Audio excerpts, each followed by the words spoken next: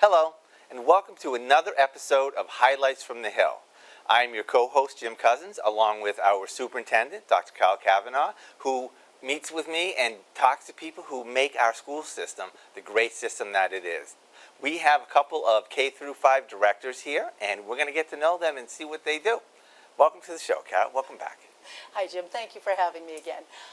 Today, I have with me Shelley Moran, who is our K-5 Director of Mathematics, and Sherry Kent, who is our K-5 Director of ELA, All Things Literacy. So I'm glad to have them here, and some of our favorite things, I think all three of us, to talk about are teaching and learning. So it should be a great show. Yeah, I'm really excited.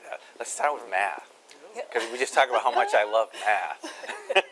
Sounds good. So, just a very general thing, right? Is there anything new under the sun concerning math?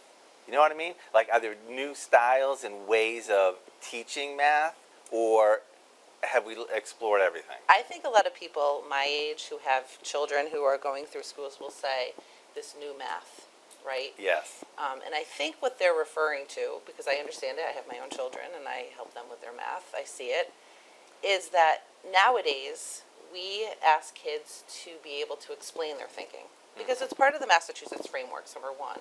But number two, we're trying to develop thinkers and not just calculators, right? Knowing algorithms is great. That's our goal, is to have math come quickly and easily. But there is a whole lot of learning and development that has to come before automaticity, that we can't ignore, that we can't just not do. So I guess what you could say is new in math education is that developing of critical thinking skills and the development of the process and enjoying the process. You know, allowing third and fourth graders to learn the strategies and develop as, you know, like with their multiplication and division facts. That's work that I'm doing right now. And we have to allow them time between learning the strategy and knowing the fact. And I don't think that we do enough of that. So we're trying to build more of that into our curriculum, into teaching and learning. So just to follow up, I always thought critical thinking skills would be more like an English thing. How is critical thinking applied in math? Yeah. So when we talk about fluency, right, we can apply it. When I first started teaching, I had a real keen interest in reading because of reading books to my stuffed animals growing up.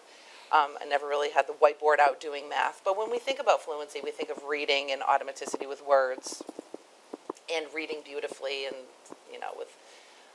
with that kind of thing. But in math, there's also fluency. And there's automaticity, there's flexibility, there's appropriateness. So critical thinking skills is you applying the right strategy at the right time, and then solving word problems. Being able to read a problem, understand what's being asked, right? The old problem of two trains leave a station, right? That's sort of become a punchline at parties.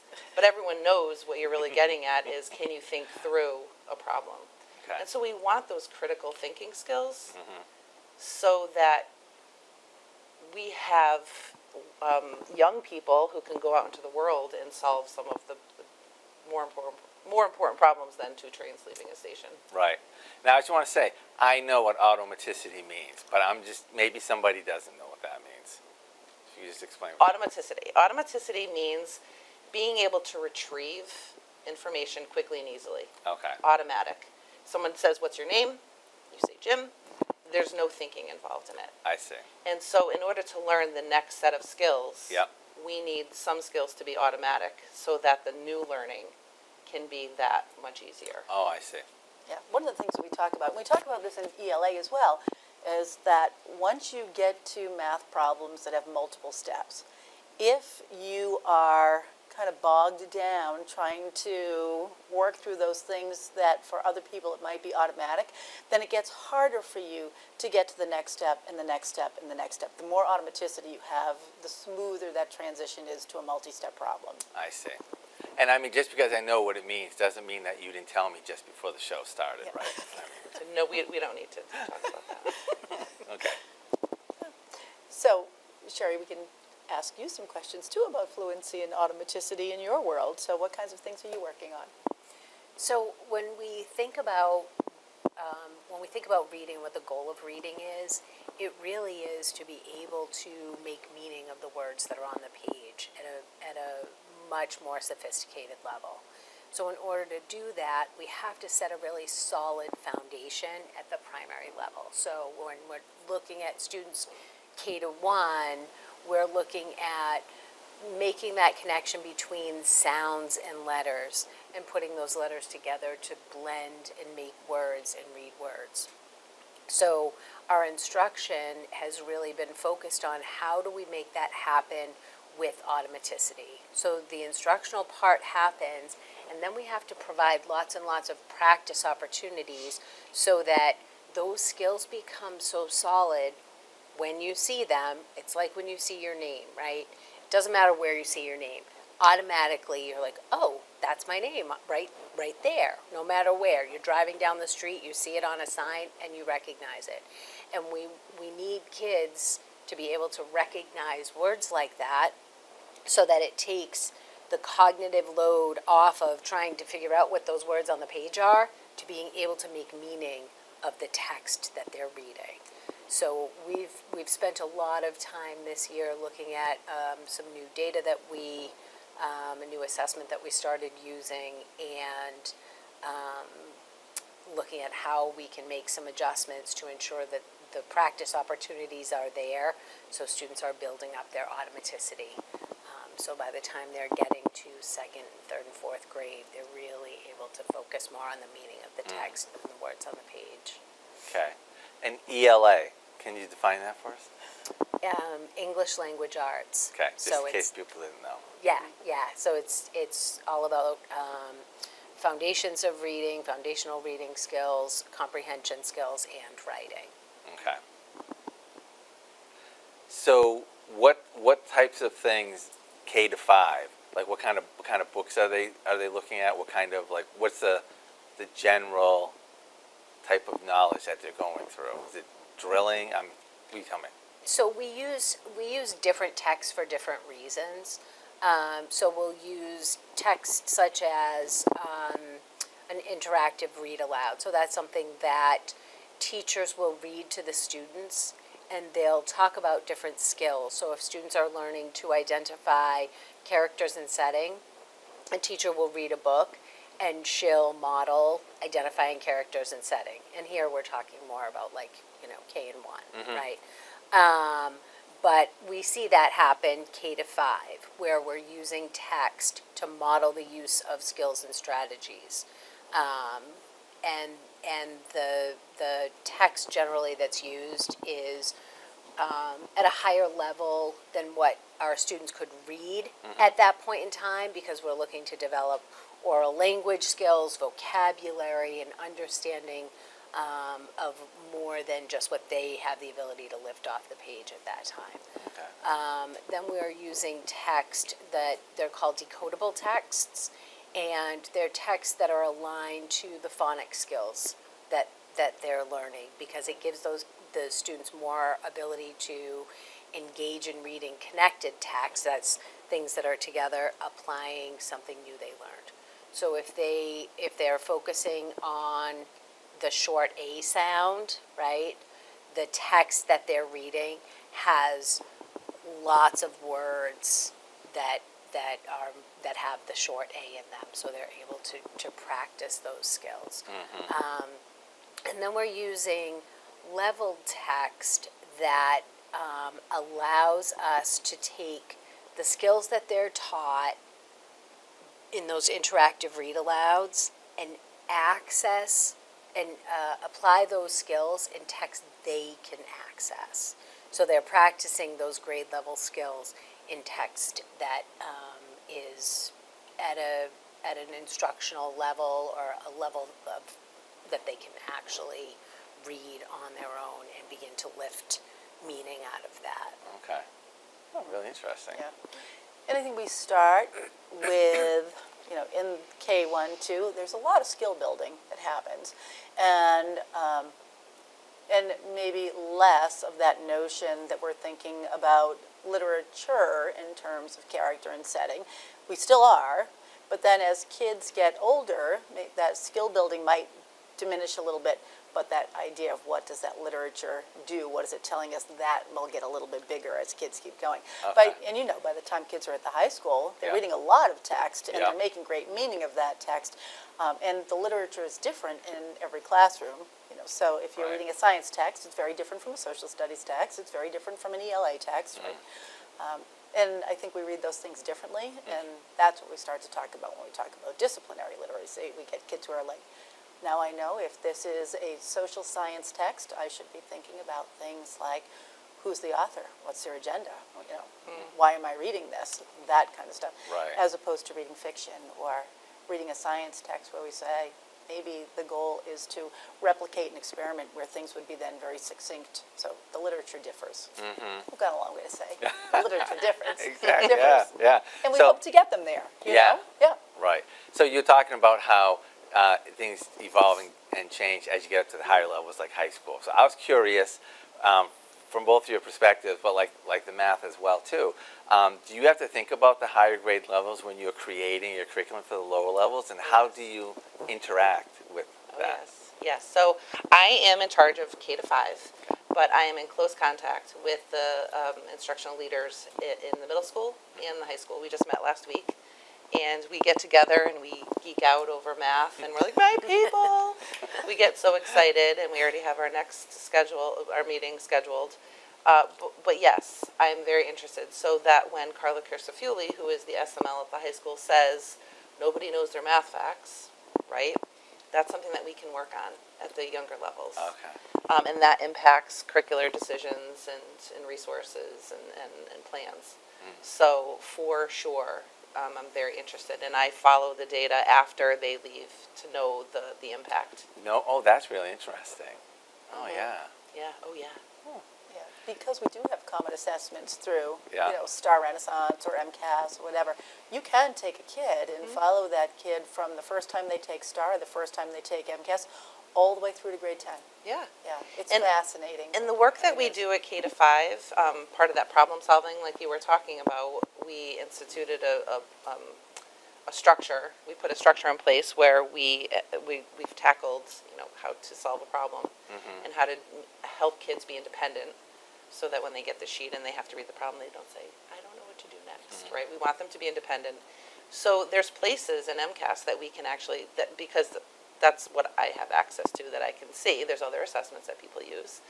I can follow, how are they doing on constructed responses on MCAS? So, I like to think that if I'm doing my job right and conveying that to teachers, and we're putting the right resources in teachers' hands and giving the kids the right practice, I'm going to be able to track that and see if the work that we did in the younger grades is going to impact the Okay. later grades. Yeah, and So- we can do that like in the aggregate where you see all of the kids. Yeah. But you can also follow an individual student. So we occasionally have ELA meetings, and we had one yesterday where Sarah Ellum, who is the subject matter leader for English at the high school, had a student who in 8th grade was probably reading at a level that was like mid-4th grade.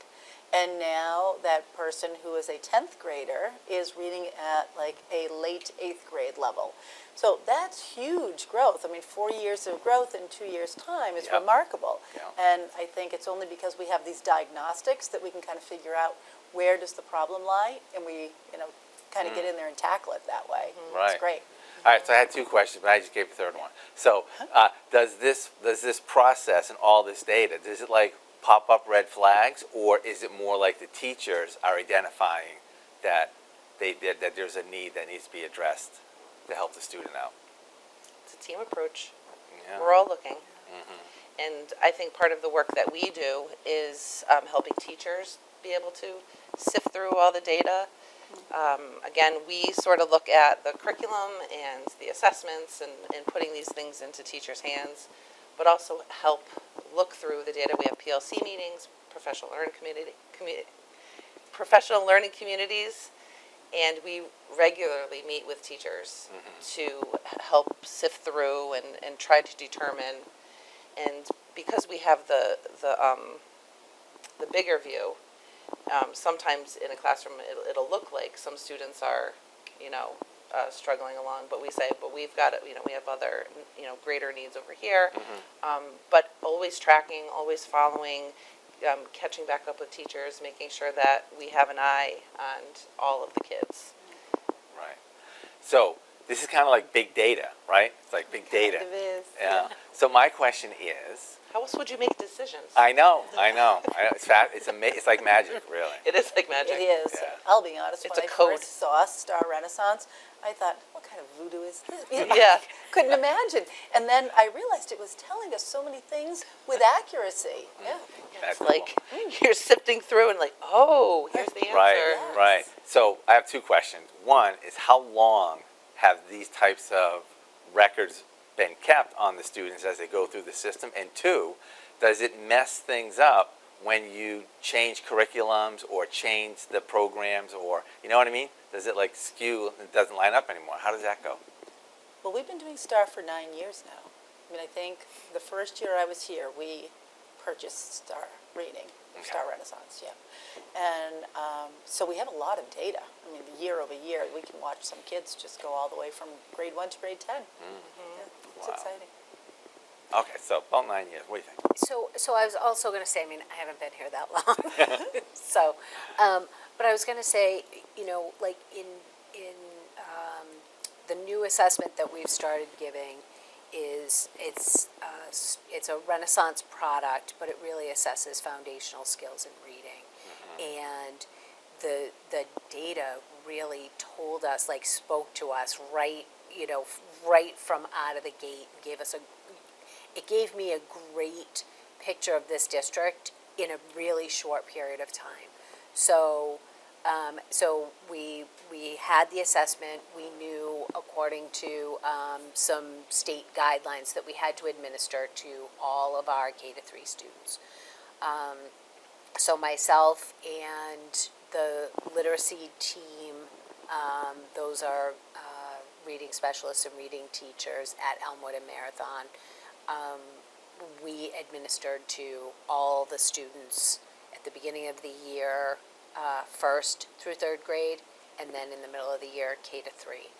And the data told us that with the foundational skills program that we currently have in place, our students are learning the skills. They're coming out, they know their letters, they know their sounds, they know how to break words apart and blend words together and read with fluency. But it also said to us, they have all these skills, but I'm going to come back to that automaticity piece we talked about earlier. They don't have automaticity. They were very slow with when they were going through these assessments, and they're quick. They're like 60 seconds, right? Uh-oh. 1 minute. They're quick. Yeah. So we said to the teachers, look, this is what our data is telling us.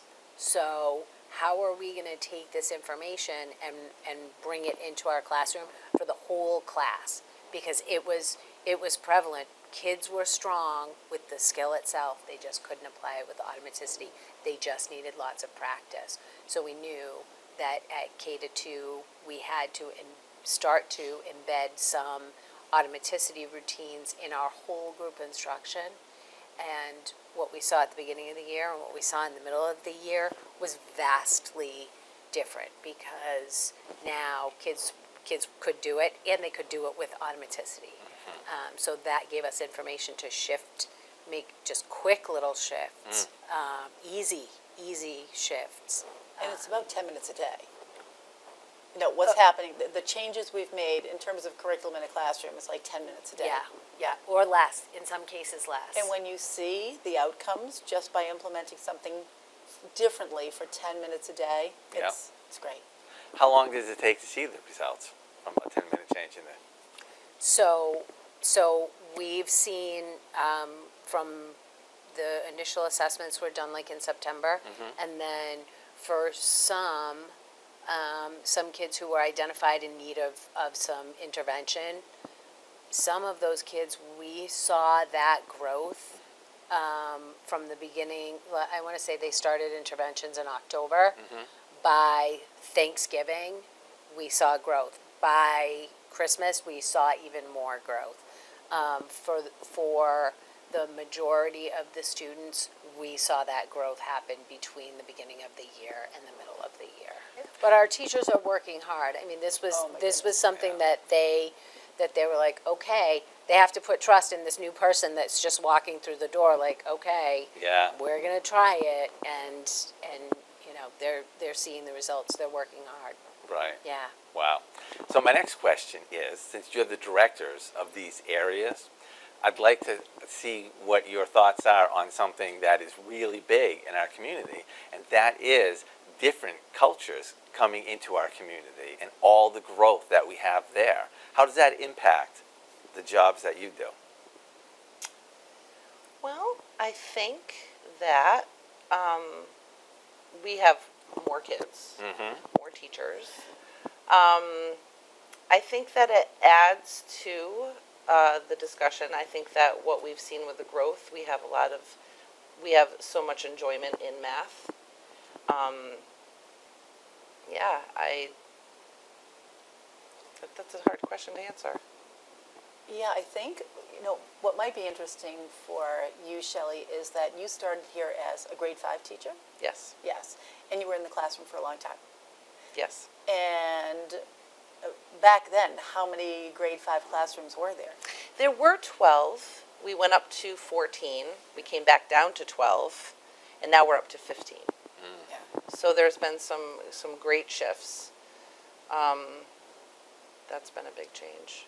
One thing, and you can tell me if I'm incorrect about this, I think when we do placement now, we're really careful about cohorting kids so that if I'm that 5th grade math teacher, for example, the makeup of my classroom is sort of conducive to being able to really target instruction. So I think that's a nice byproduct, I think, of... Yes, a lot of careful consideration, and what I've been trying to do is be part of that, although I know it's a very tricky process because there's so many needs to be considered, and math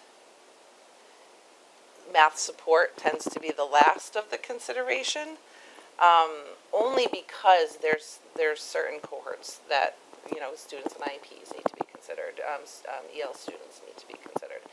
So after that, we have math tutoring. But yeah, with so many teachers, we've been able to very carefully place students so that we could maximize our use of math tutors, and just making sure that we're meeting all the diverse needs that we have.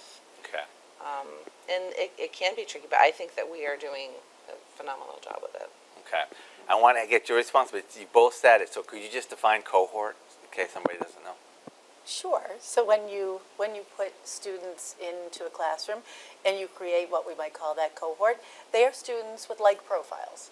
So if the teacher is developing instruction, here's a group of kids that probably will need the same thing. Okay. So, Okay. and our kids need such different things that if you can create classrooms that have like 2 or 3 cohorts in them, then you can really plan a lesson that is designed for those kids. Right. It's like strategic placement. Yeah, okay. Yeah. Strategic planning and placing of kids. The first time I heard the word cohort was in sort of like educational courses. Yeah. Like, oh, that's my cohort. We came very close. I see. You know. Okay. So how has diversity affected the work that you do at ELA? So, I've only been here since August. Understood. So the changes don't really impact me Okay. as much as it would some others. Yep. And I came from, I started my career working in inner city public schools. So I spent, I worked in Houston for a year, and then I spent about 15 years in Worcester Public Schools. So, I can appreciate the type of diversity that is in the school district, because not only does it make our experience working with kids richer, it also enhances our educational toolbox, right? Because the more diverse students you have, the more knowledge you have to have about how am I going to use the data to support this kid? How am I going to What kind of text am I going to choose for these students to ensure that they're getting the best educational experience possible?